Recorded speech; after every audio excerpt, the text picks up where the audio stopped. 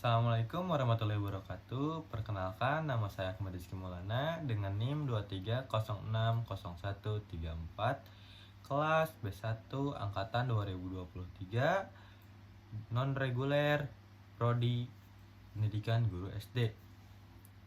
Sebelumnya yuk kita simak terlebih dahulu video sebelum masuk ke materinya. Bupati Musi Banyuasin Dodi Reza Alex Nurdin yang ditangkap oleh KPK karena dugaan korupsi merupakan anak dari Alex Nurdin yang merupakan mantan gubernur Sumatera Selatan yang kini juga mendekam di tahanan usai ditetapkan sebagai tersangka atas 2 kasus dugaan korupsi. Mirisnya, 2 kepala daerah dengan status anak dan bapak ini terjerat kasus korupsi.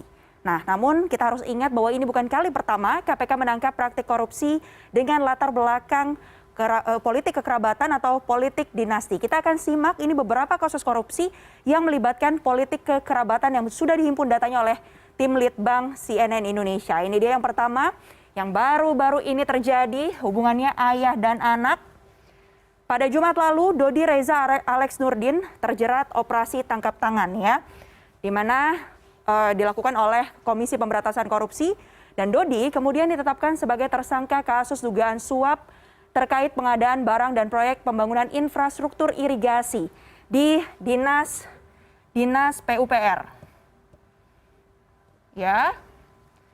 Kemudian KPK juga menduga jumlah uang fee yang sebenarnya akan diterima Dodi ini adalah 2,6 miliar.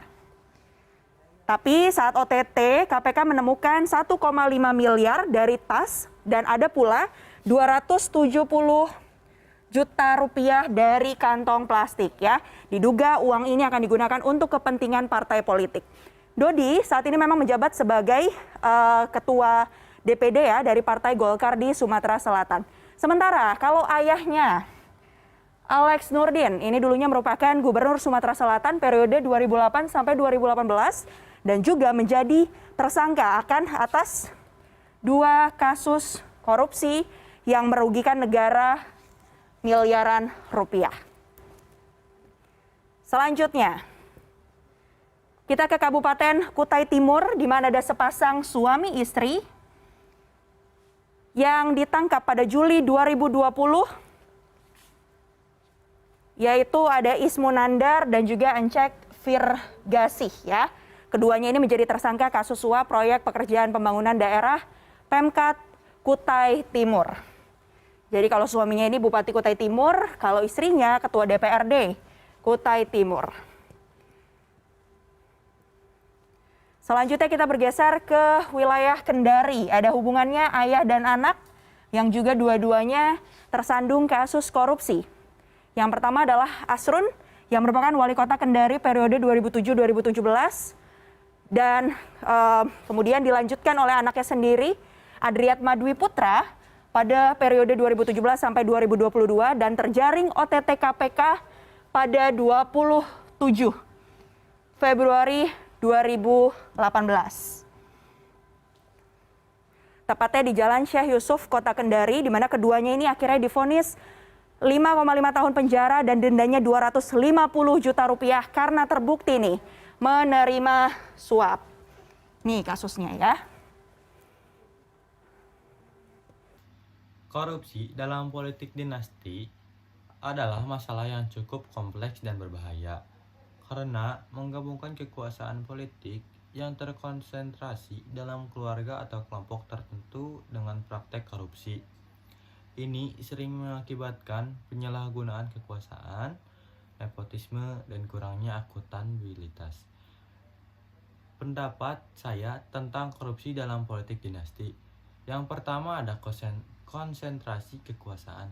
Politik dinasti cenderung mengkonsentrasikan kekuasaan dalam lingkup keluarga atau kelompok tertentu yang seringkali menghindari mekanisme kontrol dan keseimbangan yang seharusnya ada dalam sistem demokrasi. Yang kedua, ada nepotisme dan favoritisme. Keputusan seringkali dibuat berdasarkan hubungan keluarga atau pertemanan, bukan berdasarkan merit atau kepentingan publik. Ini mengurangi efisiensi dan efektivitas pemerintahan. Lalu yang ketiga ada ketidakadilan sosial. Politik dinasti seringkali mengabaikan kepentingan masyarakat luas dan lebih mementingkan kepentingan pribadi atau kelompok tertentu yang dapat meningkatkan ketidakadilan sosial. Lalu yang keempat ada penghambat reformasi. Ketika Ketika korupsi sudah mengakar dalam politik dinasti, reformasi yang diperlukan untuk memberantas korupsi dan meningkatkan transparansi menjadi sangat sulit dilakukan. Cara penanganannya menurut saya pribadi, yang pertama ada pembatasan masa jabatan dan kekuasaan, mengatur batasan masa jabatan dan kekuasaan untuk mencegah konsentrasi kekuasaan dalam satu keluarga atau kelompok tertentu. Lalu yang kedua ada transparansi dan akuntabilitas. Meningkatkan transparansi dalam pemerintahan dan memastikan akuntabilitas di semua tingkat, termasuk dengan menerapkan mekanisme pengawasan yang efektif. Lalu yang ketiga ada reformasi hukum dan regulasi, memperkuat undang-undang dan regulasi untuk mencegah praktek nepotisme dan korupsi dalam politik. Ini bisa mencakup aturan yang lebih ketat mengenai konflik kepentingan dan laporan kekayaan pejabat publik. Lalu yang keempat ada partisipasi publik, mendorong partisipasi aktif masyarakat dalam proses politik dan pengawasan pemerintahan, termasuk dengan mendukung media bebas dan organisasi masyarakat sipil.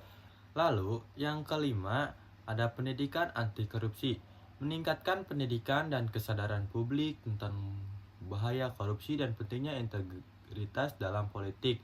Yang keenam ada penguat lembaga anti korupsi, mendukung dan memperkuat lembaga-lembaga anti korupsi yang independen dan memiliki wewenang yang cukup untuk menyelidiki dan menuntut kasus-kasus korupsi. Lalu yang ketujuh ada kerjasama dengan media, mendukung kebebasan pers untuk memastikan bahwa media dapat menginvestigasi dan melaporkan kasus korupsi tanpa tekanan atau ancaman. Lalu yang kedelapan ada sanksi yang tegas, memberikan sanksi yang berat bagi pelaku korupsi dan memastikan bahwa proses hukum berjalan adil dan transparan. Pendekatan yang komprehensif dan terintegrasi sangat penting untuk mengatasi korupsi dalam politik dinasti, melibatkan upaya bersama dari pemerintah, masyarakat, sektor swasta, dan komunitas internasional. Mungkin cukup sekian dari saya. Mohon maaf bila ada salah kata, tutur bicara. Terima kasih. Wassalamualaikum warahmatullahi wabarakatuh.